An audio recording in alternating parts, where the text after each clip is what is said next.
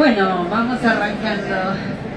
Buenas tardes, gracias por venir a esta conversación que, bueno, nos encanta porque son 3 libros muy especiales que publicamos sobre 3 mujeres anarquistas argentinas, poco conocidas, socialistas también, poco conocida su historia, poco transitada, y que en distintos momentos hemos publicado en nuestra editorial, en Marea, y bueno, nos encantaba hacer dialogar a estas 3 mujeres a través de las autoras y el autor de estos libros.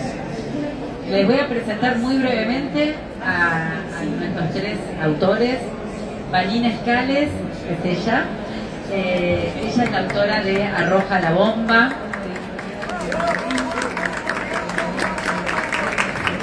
Vanina es ensayista, periodista y activista transfeminista. Ariel Weiner, autor de América, es doctor en psicología y psicoanalista. Es docente de grado y posgrado en diferentes universidades y uno de los miembros fundadores del grupo psicoanalítico David Moldavsky y de Giro Salud Mental. Su madre, Paulina Banda Landolfi, fue la hija mayor de América Escarfó. Así que este es un libro también sobre la historia de su familia. Además, un libro, por supuesto, sobre su abuela, América Escarfó. Y Mabel Bellucci, bueno, muchos la conocen, es archivista, editora y activista feminista queer. Sus investigaciones giran en torno a las coaliciones políticas entre los movimientos feministas, la comunidad LGTB+, los derechos humanos y las izquierdas anticapitalistas. En Marea también ya era autora nuestra, compiló junto a Mariana Esmaldone El segundo sexo en el Río de la Plata de 2021 sobre la obra de Simone de Beauvoir. Así que bueno, vamos a arrancar. Bravo a los 3, y vamos a arrancar esta conversación dándoles la palabra. Bueno, ella hizo el libro sobre Carolina Musilli, una anarquista que también socialista, anarquista y obrera. Socialista, feminista y obrera. Perfecto. Es verdad, me estoy mezclando. Pero bueno, para eso estamos, para conversar, para que nos desasnen y nos cuenten un poco quiénes fueron estas mujeres y cómo dialogarían entre ellas. Bueno, Mabel, te paso. Así, ¿no? Hola, buenas tardes, muchísimas gracias por estar acá. Bueno, ante todo quiero mandar un beso enorme a mi familia, ahí, a Bela, mi nieta, y a Eloísa y a Sergio, que son parte de mis amores. Bueno, vamos a presentar a estas 3 mujeres. Carolina Musilli, de 1889-1917. Cuento las fechas para que se vayan ubicando. Salvadora Medina Honrubia, 1894-1972. Y América Escarfó, 1912-2006. Ellas militaron, escribieron, pensaron y lucharon. Y nosotros como autores las narramos en distintas claves, ¿no? Ya sea feminista, socialista, anarquista, como eran estas 3 mujeres. Podríamos decir que sus historias de vida conmueven, incomodan, iluminan y resisten. Hoy estamos acá para celebrar sus talentos, sus compromisos y el poder transformador y revolucionario de sus acciones. Hablar sobre estas protagonistas con sus luchas y demandas en la Argentina a partir de las primeras décadas del siglo XX las coloca en un contexto histórico y pone en evidencia sus contradicciones que tuvieron como mujeres y como militantes, sus debates, sus conflictos personales y públicos, y está bueno empezarnos a preguntar qué nos dicen sus vidas, sus luchas, sus recorridos en este presente.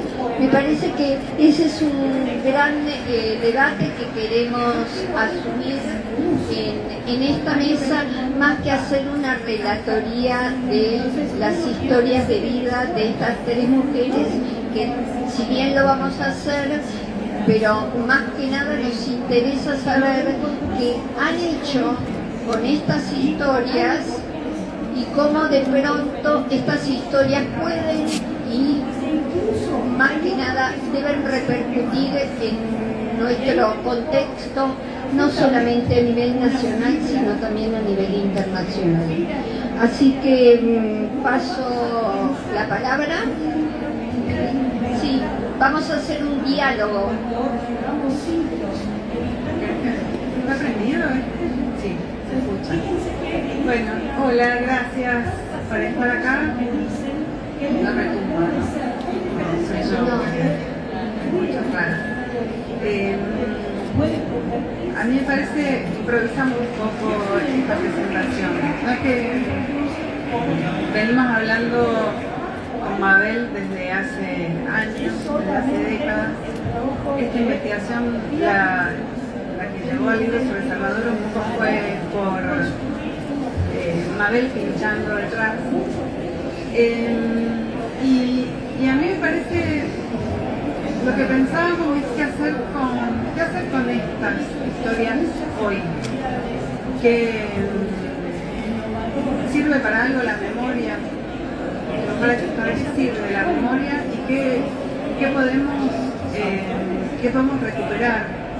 Y me gusta pensar que la memoria es como un archivo, como un cajón, como un lugar cercano, pero al que a veces no acudimos con frecuencia, pero sabemos que está ahí. Y donde tenemos herramientas distintas. Entonces, una de las cosas que pensaba es qué herramientas nos dejaron, no solas, construidas colectivamente, pero qué herramientas nos dejaron Salvadora, nos dejó Carolina, nos dejó América, o Fina. Entonces pensaba los activismos, las militancias,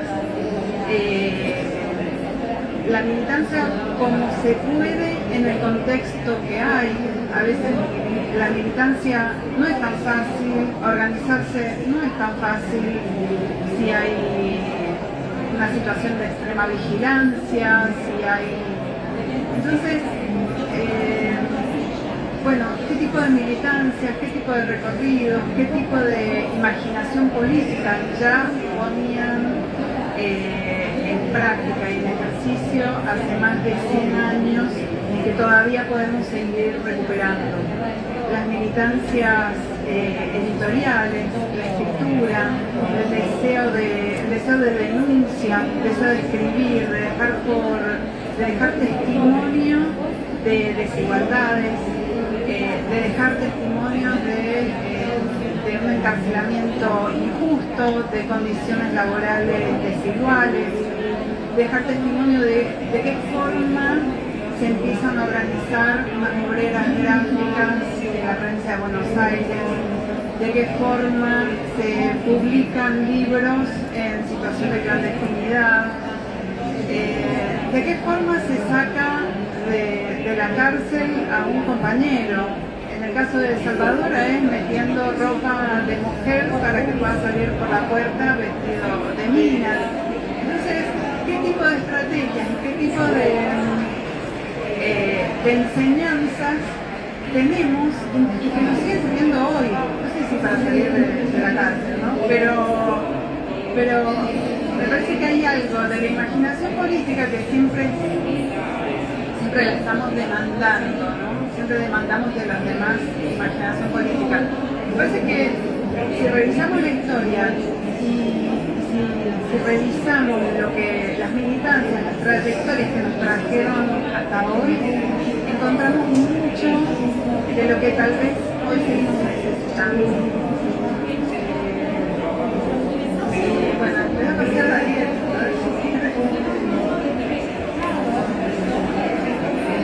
Bueno, hola, buenas tardes. Gracias por haberse acercado. En relación a lo que decía Vanina, pensaba en mi abuela en América. Ella tuvo una militancia muy breve, una militancia activa, ¿no? Público, con intervenciones en el espacio, en el escenario público breve, a una edad muy joven, entre los 16 y los 18 años, con un compromiso en ese momento donde ponía en riesgo su vida, y como, pensando en lo que decía Vanina, como circunstancias, en este caso políticas, digamos, la dictadura de Uriburu, la represión, las torturas, los fusilamientos, cómo eso afectó en su vida familiar y personal, hicieron que esos años de muchísima intensidad le siguieran 60 años de retracción y silencio, y en el final de su vida volvió a salir y retomó algunos de sus deseos que habían quedado un poco en suspenso, y digamos, en relación a la militancia, volvió en un acercamiento de una posición distinta, iba a la Federación Libertaria, y en lo personal pudo hacer cosas que siempre había querido, que hizo 2 carreras universitarias en su década de los 80, en los 80 años hizo 2 carreras y pudo terminarlas, o sea que recuperó algo, no todo, pero de lo que fueron sus ideales y sus intereses en su adolescencia. Bueno, ¿se escucha? Bueno, yo voy a hacer un poco un breve relato de Carolina, debido a que también tenían convergencias, por más que tanto América como Salvadora venían del cuño anarquista, pero si bien Carolina fue una obrera socialista, una gran oradora, periodista de sectores muy populares, ella en realidad tiene un gran compromiso con la causa del movimiento obrero y las niñeces. Que esto es un binomio que se va a presentar con muchísima fuerza a lo largo de las luchas feministas, tanto de cuño socialista como anarquista, sindicalista, en las primeras décadas del siglo. No se podía hablar de las mujeres sin hablar de las niñeces, debido a que esas niñeces estaban tan explotadas y tan sacrificadas como era la familia proletaria en esos momentos. Recuerden ustedes que las niñeces desde apenas tenían 5 o 6 años ya ingresaban a los talleres o a las fábricas. Muchas de ellas no eran analfabetas, por lo tanto tienen un lugar también central en todo este ideario de principios del siglo XX, tanto para unas corrientes como para otras. Y Carolina es uno de los casos excepcionales dentro del mundo socialista, junto con Alfonsina Storni, que fue amiga de las Tres, la famosa poeta Alfonsina Storni. Junto con Alfonsina Storni y con Gabriela Lacarrière de Coni, fueron tres militantes obreras socialistas. Esto significa que van a tener fuertes tensiones no solo con el partido, sino también con las compañeras militantes socialistas. Recuerden ustedes que la mayor parte de las socialistas eran universitarias. Si ustedes hacen un listado, van a ver que las primeras universitarias eran de origen socialista. En cambio, tanto Carolina como Gabriela Lacarrière de Coni y Alfonsina, que formaban una trilogía muy fuerte, que luchaban conjuntamente, provenían de sectores obreros que eran trabajadoras formales y no formales. El caso de Carolina va a ser costurera por mucho tiempo, también va a ingresar a las fábricas, y las tres tenían un lema que era muy intenso, que no lo levantaba el Partido Socialista en ese momento, era la lucha de clases. Y Carolina tenía tensiones con sus compañeras porque, si bien ella recogía las grandes demandas universalistas de ese momento, como era el voto, derecho al voto de las mujeres, el divorcio vincular, pero básicamente su gran objetivo va a ser organizar a las obreras. Esto va a ser a lo largo de su corta vida, que muere en 1917.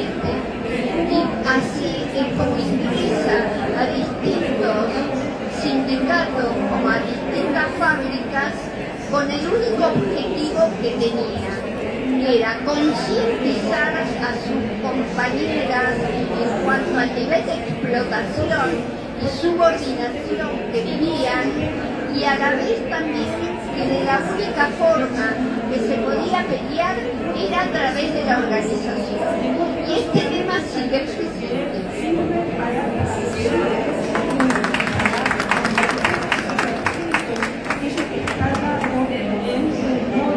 A mí me llamó la atención leyendo el libro de Mabel, primero La corta vida de Carolina, 28 años, y toda la entrega a la organización, y sobre todo lo que, claro, cuestiones sobre las que seguimos hablando, como la doble jornada laboral. La principal dificultad de las obreras para organizarse era que tenían que también sostener la organización y las tareas del hogar. Entonces era muy difícil poner el cuerpo para la organización sindical, gremial, para la huelga, para sostener medidas de fuerza, porque a diferencia de los varones,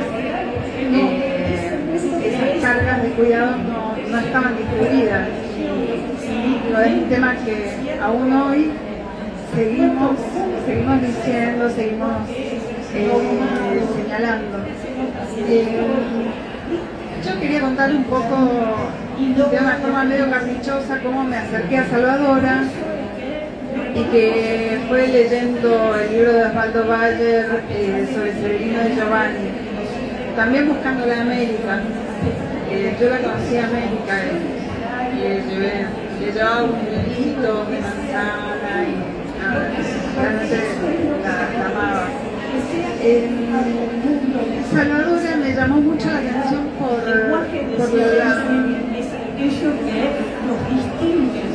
el activismo, sí, por la militancia más o menos atención es que fuera una aventurera como podía ser Che Guevara, una mina sacada, que podía estar financiando una fuga, podía escribir una obra de teatro y estar en, no sé, en la calle Corrientes, como rodeada de lujo, como estar en la primera etapa de los diarios y al mismo tiempo financiar una prensa obrera o financiar una prensa anarquista,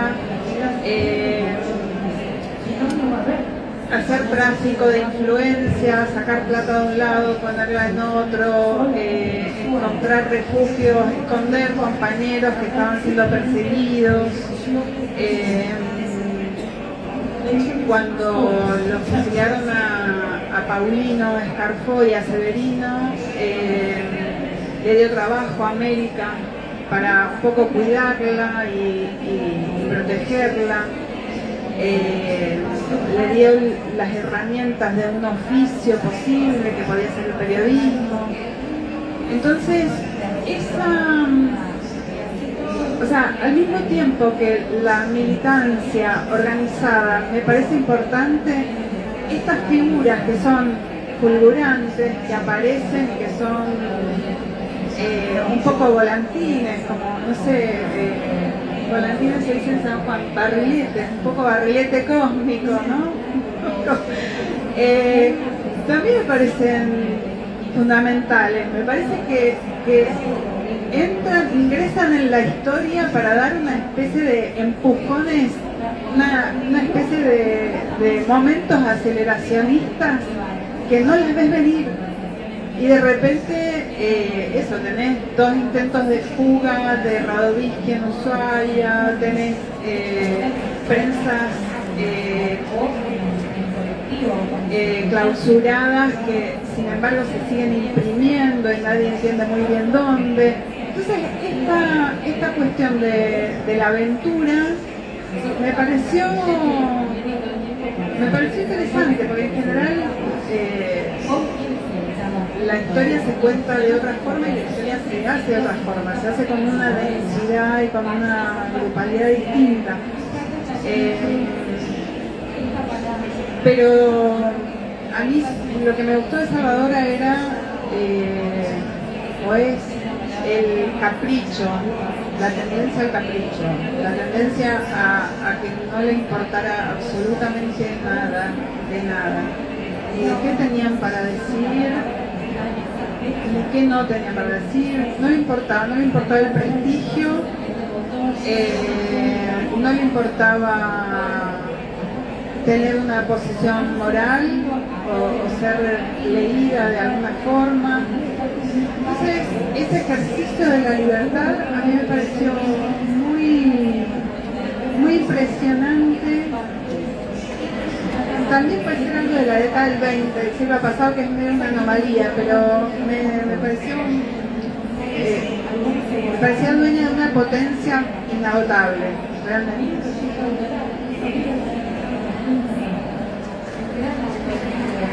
Yo había pensado en tomar dos o tres momentos de la vida de América.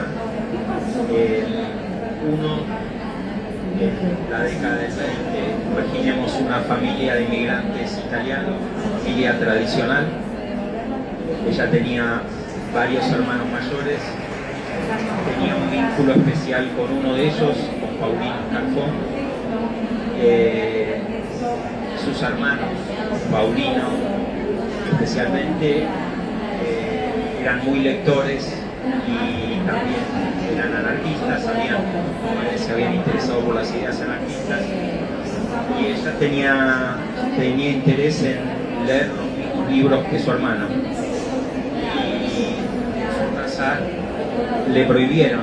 No, una mujer, una joven, no estaba destinada a eso, ¿no? Y pensaba en el título de la mesa, está la idea de la rebeldía, y aparece, me parece, el primer gesto de ella de no aceptar esas condiciones de, por ser mujer, no poder tener acceso a la cultura, a la literatura, cosa que después se transformó en una pasión para ella, la literatura, el conocimiento, estudiar. O sea que ella leyó esos libros en secreto, más allá de su madre.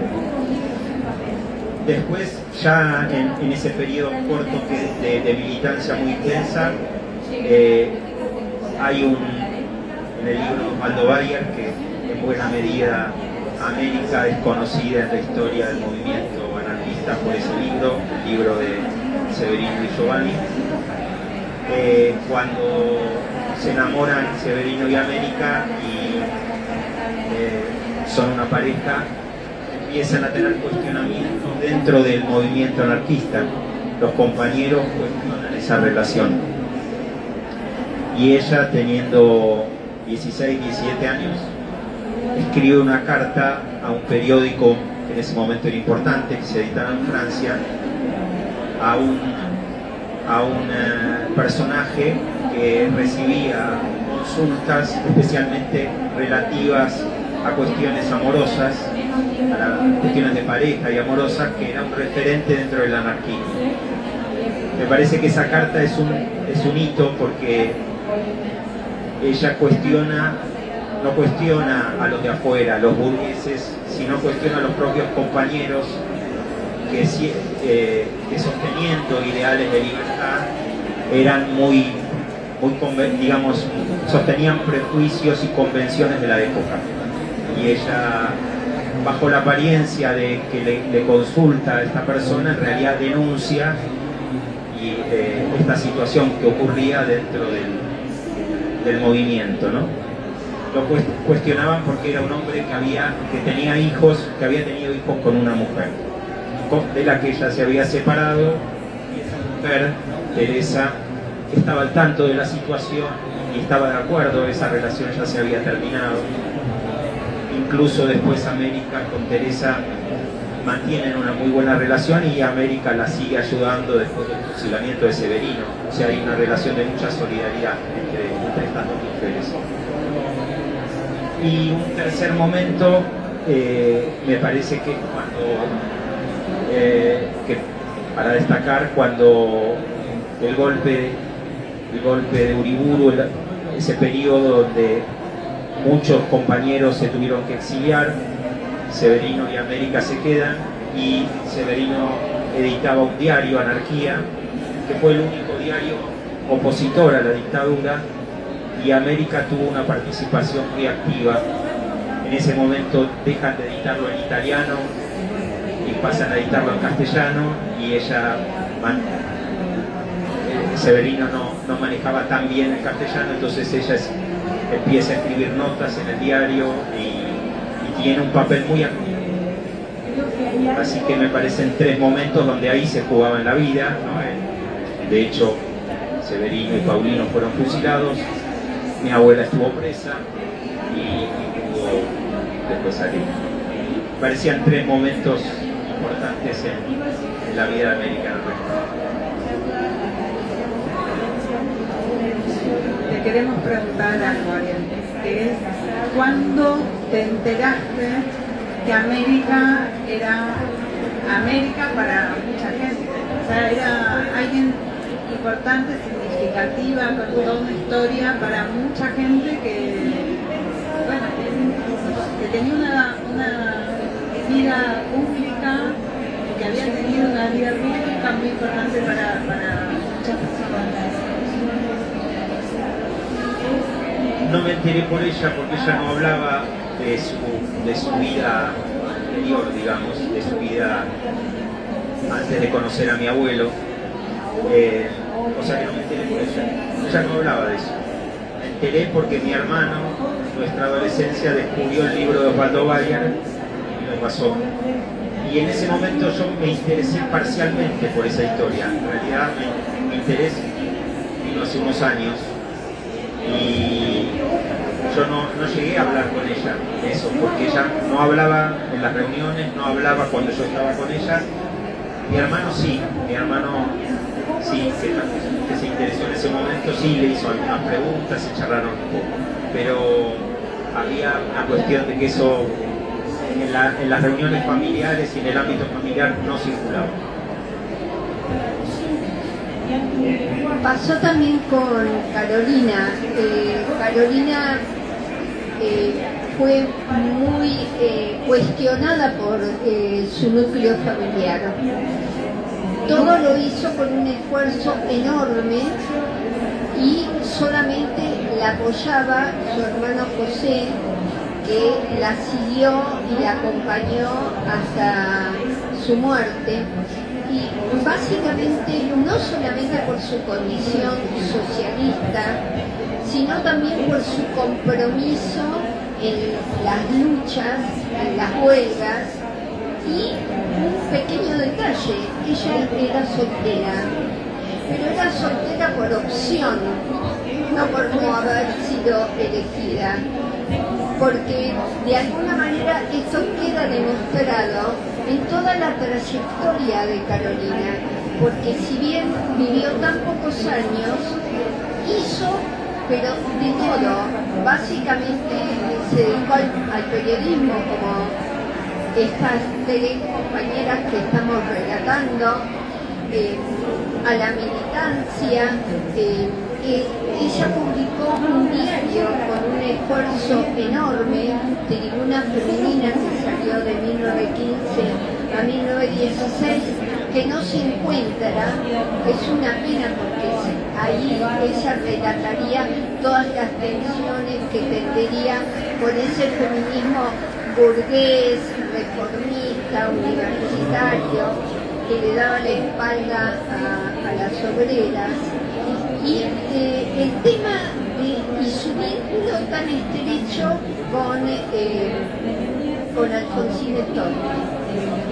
Entonces, estas mujeres, como estamos relatando brevemente, vivieron adversidades, pero adversidades no solamente desde el plano personal, sino adversidades también sociales que por momentos entraban en conjunción, y pese a ello lucharon y se instalaron en la historia, y yo diría en la gran historia, esa historia que aún hoy todavía se sigue escribiendo en otros términos, lamentablemente, y no se le reconoce porque Carolina casi es desconocida dentro del mundo socialista, no entró en el circuito ni socialista ni comunista.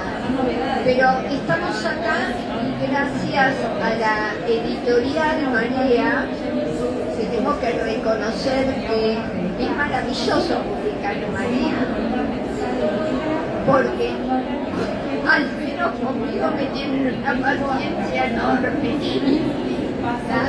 pero jugarse a publicar estas tres historias de vida, estas trayectorias que no siempre son queridas por las grandes empresas editoriales, prefieren el ahora, y sin embargo Marea apuesta y se lanza a publicar estos tres grandes libros que recomiendo que por favor los lean. No porque yo sea la autora, sino por estos compañeros que han trabajado intensamente. Y Ariel, tenés más cosas para contar. ¿Te atreves? Yo tengo una pregunta para Vanina. Bueno, como ella contó, hay un cruce. Salvadora, que es la protagonista del libro de Vanina, y América se conocieron y tuvieron un tiempo en que América trabajó como secretaria, digamos, de Salvadora. También Vanina la conoció a América, eso ya lo dijo. A mí me quedó una pregunta que va un poco a contrapelo de todo lo que venimos diciendo, que es un momento de América un momento muy difícil para ubicar la situación y para que se entienda la pregunta. Ella A su compañero Severino lo fusilan, a su hermano más querido Paulino lo fusilan. Cuando ocurren esos fusilamientos ella tenía varias alternativas. Ella quedó detenida por la policía y podía decir que simplemente era la hermana de Paulino, pero ella dijo que era la compañera de Severino, lo cual le generó muchos problemas en su familia. No lo sabían. Ella había tenido que simular un casamiento con un compañero de militancia que no era su esposo para poder irse de su casa. O sea que quedó en una situación muy crítica, ¿no? Imaginemos que salía en la tapa de todos los diarios, Severino, Paulino, ella misma, presentado como una suerte de delincuentes comunes, digamos, no como militantes políticos, ¿no? En ese contexto, Salvadora le ofrece trabajo, cosa que fue importante para ella. Al poco tiempo conoce a quien va a ser mi abuelo, su segundo compañero, y que era también anarquista, no de una militancia como la que había tenido ella, y mi abuelo le plantea que no está de acuerdo que trabaje con Salvador. Y ahí hay un momento que para mí es un interrogante, se la preguntaba Nina, ¿qué hipótesis tiene ella?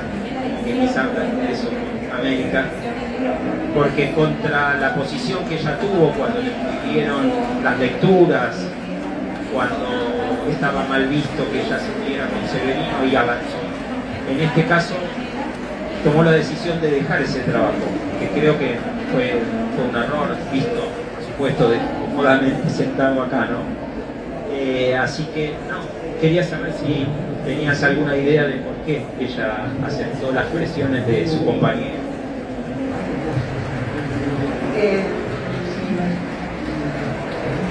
A ver,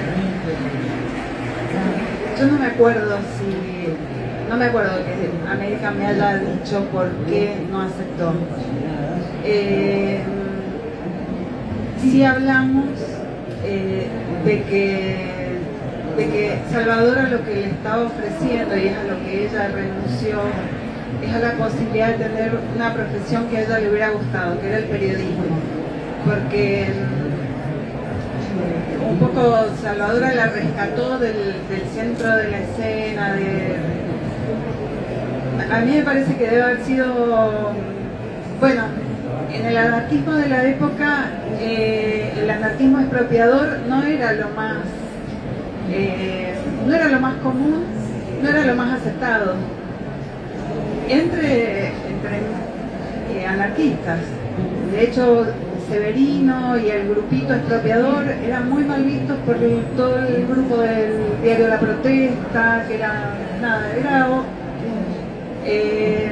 entonces me parece, o es fácil suponer, que ninguno era rescatado, ni siquiera por los compañeros.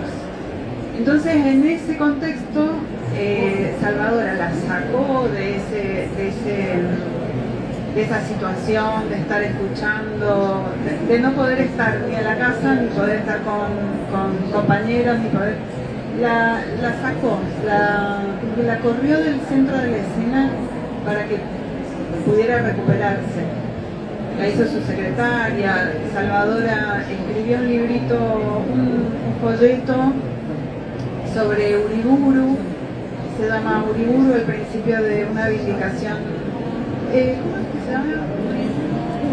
Bueno, ya me voy a acordar el título, pero ahí cuando está dictando ese folleto dice: al lado mío tipea estas páginas o estas palabras una joven muchacha que sufrió lo indecible, y está hablando de América. América es la que está tipeando ese folleto. Entonces, por un lado eso, creo que la retiró, la sacó del centro para protegerla un poco, para cuidarla, para darle una protección, para que bajara un poco. Y por otro lado, Salvadora tenía mala fama en ese momento. O sea, esto me lo dijo Alejandrito Storni, el hijo de Alfonsina. Tenía fama lo voy a citar a Alejandrito porque era muy gracioso, decía, tenía fama de atender los dos teléfonos. No, bueno, pero Alejandrito cuando lo conocí tenía como 85 años, 90, no sé, tenía como 1000 años. Entonces, me parece que tenía una moral, o sea, no, tenía una imagen, sí, puede ser que haya sido bisexual, qué sé yo. La cuestión que era, se hablaba de eso.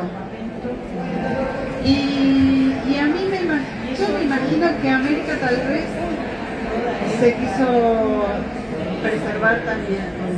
O sea, nada, me imagino que se corrió.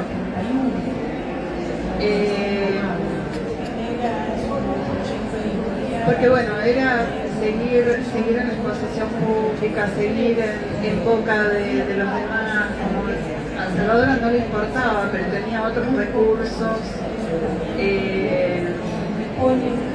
Entonces, me imagino que puede haber sido, bueno, me preservo, tengo la oportunidad de tener una familia, de conocer amigos. Me imagino que puede haber sido eso en un momento que nadie se imagina por lo que debe haber pasado. Bueno, vos sí, el libro, por lo que debe haber pasado América en esos años. Debe haber sido durísimo.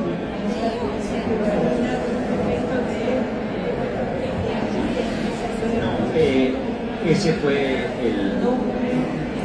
cuando entrevisté a mi madre, que fue una de mis fuentes principales, el relato es que ese era el argumento de mi abuelo, la mala fama de Salvadora. Sí.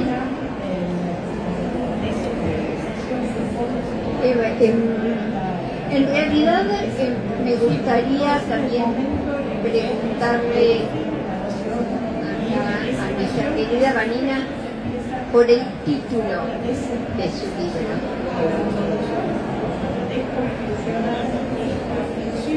¿No?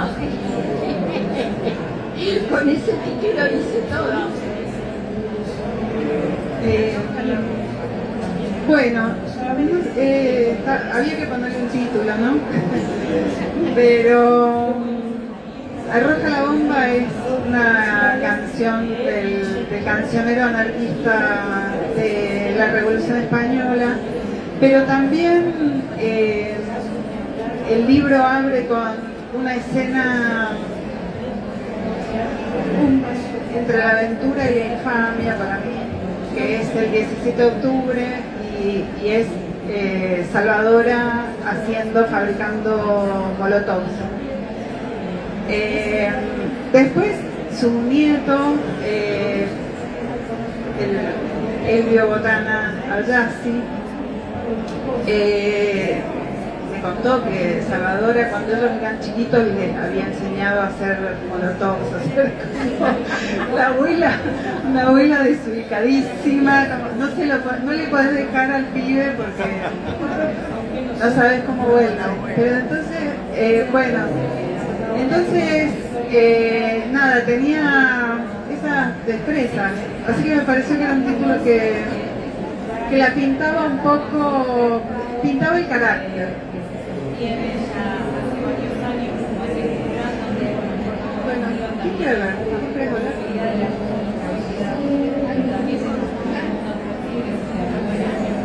A ver, tal vez podemos abrir alguna pregunta del público, si alguien tiene ganas de hacer un comentario, una pregunta. Una cosa que, bueno, yo arranco y después vas pensando si quieres. Yo quería preguntarle a Mabel, a mí lo que me interesó mucho, como para que lo puedas comentar, de Carolina, era el feminismo obrero, un poco enfrentado al feminismo de esa época que más identificábamos nosotros, ¿no? El de las Victoria Ocampo, ¿no? Ese feminismo más ilustrado. Y ella activamente se enfrenta a ese tipo de feminismo más burgués. Me gustaría que comentes sobre eso. Bueno, me parece que esto también por parte de Carolina era arrojar una bomba, ¿no? Porque enfrentar públicamente a compañeras que tenían tanto prestigio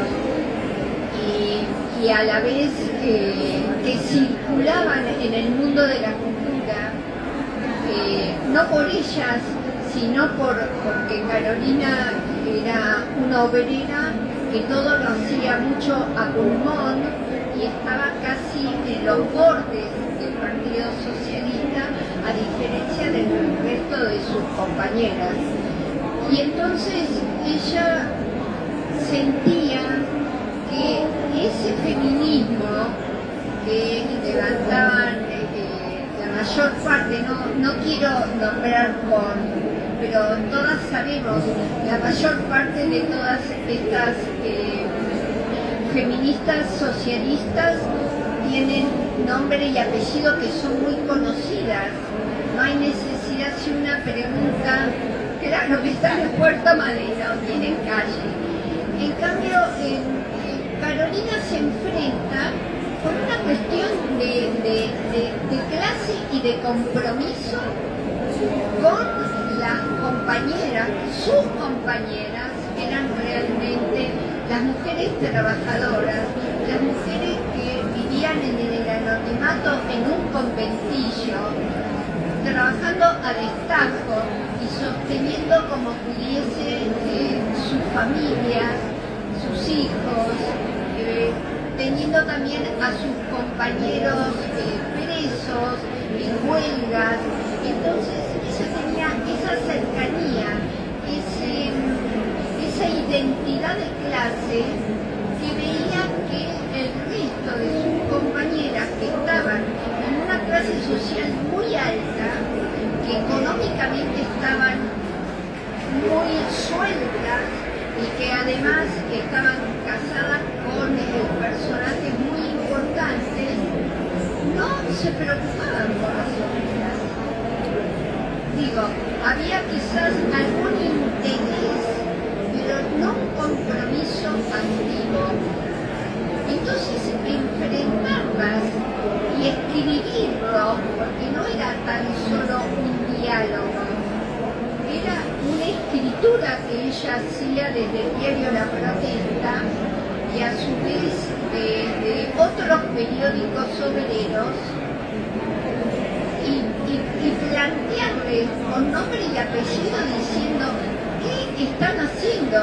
Y el razonamiento de Carolina era muy válido para esa época, porque ella lo que proponía era: no luchen por el voto universal solamente.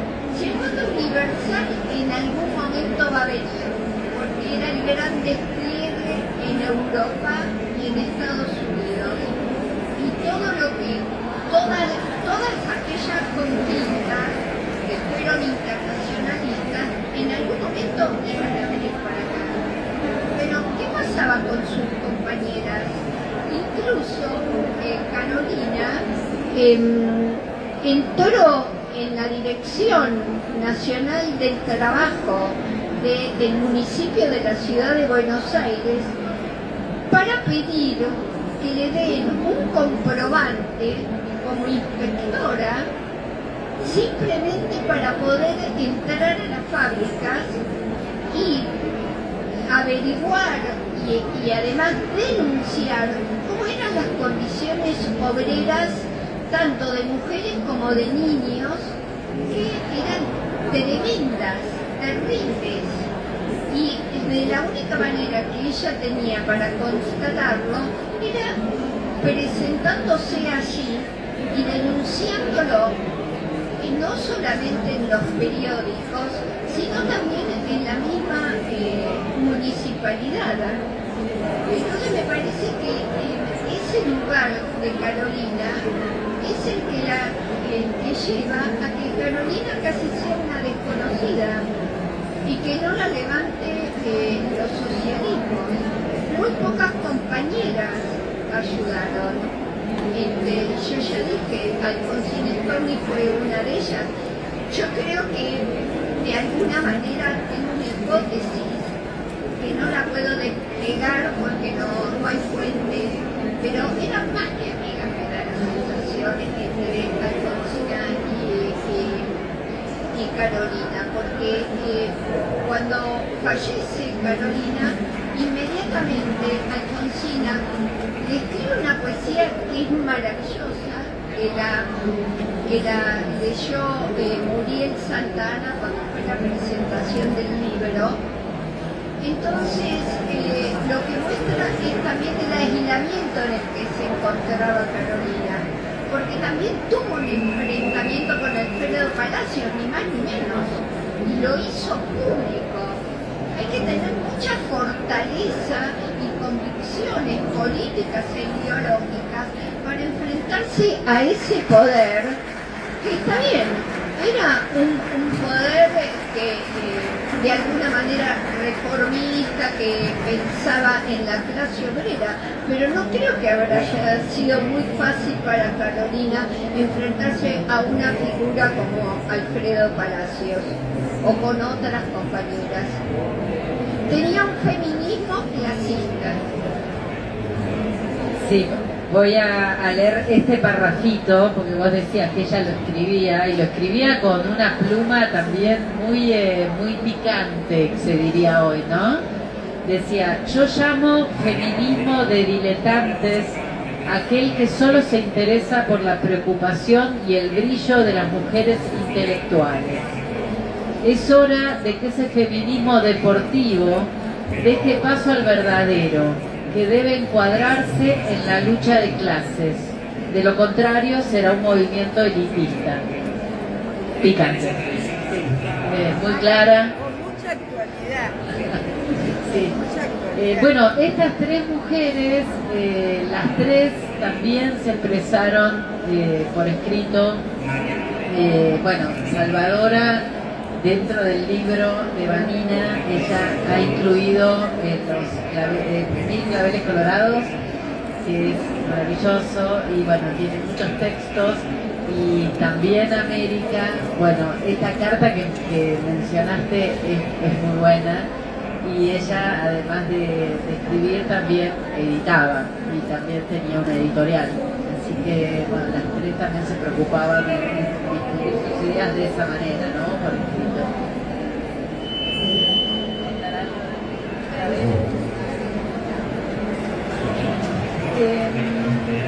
Bueno, los 1000 claveles colorados es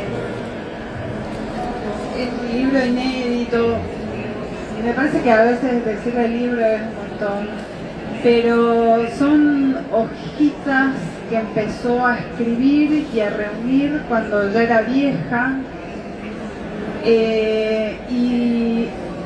y donde recuerda anécdotas de la juventud, de cuando eso, de la bomba en el Colón, de cómo Severino Di Giovanni sacó del país a unos diputados radicales que estaban siendo perseguidos y los llevó a Uruguay y les tiró la plata al río porque no quería recibir plata de ningún radical. Tiene como un montón son una especie de escenas de las que se fue acordando y que le dictaba a su hija en ese caso. Y bueno, ese librito era un conjunto, eran 30 hojas, 40. Fue pasando de mano en mano hasta que llegó a mí, y me parecía que había que publicarlo. Porque bueno, no muchas veces, yo me imagino que debe haber un montón de material inédito de mucha gente, incluso de América, me imagino, quiero creer, pero bueno, está buenísimo volver a, no sé si ella lo hubiera querido publicar, pero recuperar la frescura de la anécdota, de la palabra, me parece significativo que en el momento de la vejez vuelva a los recuerdos de su juventud. Bueno, eso, creo que son historias de tres luchadoras. me hizo acordar el título del texto de Salvadora que está incluido en el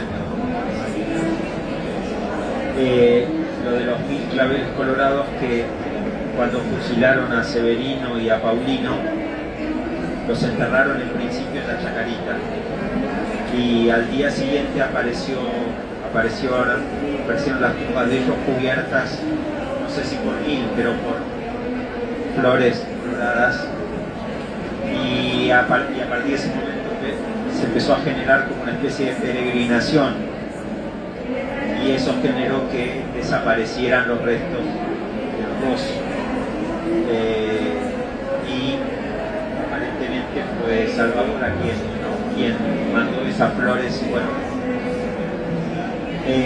quien hizo cubrir las tumbas de los dos con esas flores. Para mi bisabuela eso fue un problema, porque era religiosa y para ella era muy importante, para cualquier persona de la familia, dónde estaban los restos de su hijo, ¿no? Que desaparecieron, terminaron seguramente en una fosa común, se perdieron. O sea, ese movimiento que se generó en ese momento hicieron que desaparecieran los restos de ambos, de Severino y de Paulino. Eso no lo sabía. Y todos los funebreros eran todos anarquistas. Entonces puede que Salvadora haya mandado los claveles, pero también puede ser que haya sido de ahí mismo. Sobre todo sostener esto de poner flores. Ya que estamos, también voy a leer este parrafito donde lo cuenta Salvadora en su texto, que se llama Los primeros claveles. Bueno, habla todo sobre el asesinato de Severino, solo voy a leer este párrafo. Dice: yo le compré a un florista todos los claveles colorados que tenía y se los llevé. Quiero decir que todos los sepultureros de la Chacarita, que siempre fueron mis amigos, tenían ideas, entre comillas. Y el sepulturero de turno me acompañó a ponerle a Severino esos pocos claveles. Al otro día la prensa seria comentó indignada que habían aparecido misteriosamente sobre su tumba unos claveles colorados.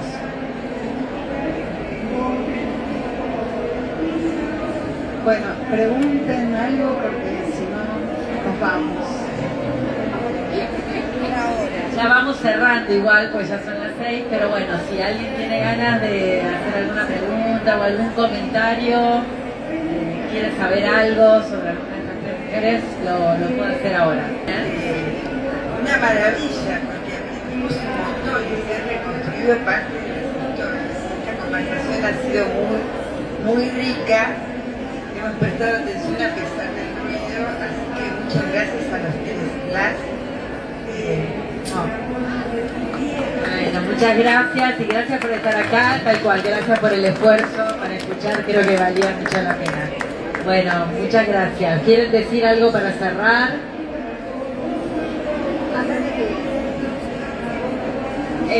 Muchas gracias por venir. Quiero terminar como al principio. Tenemos muchas cosas en la memoria es una caja de herramientas. Estas son tres mujeres muy importantes y que generaron muchas cosas que todavía hoy nos sirven para seguir pensando y para seguir luchando y para seguir enfrentando lo que tenemos delante.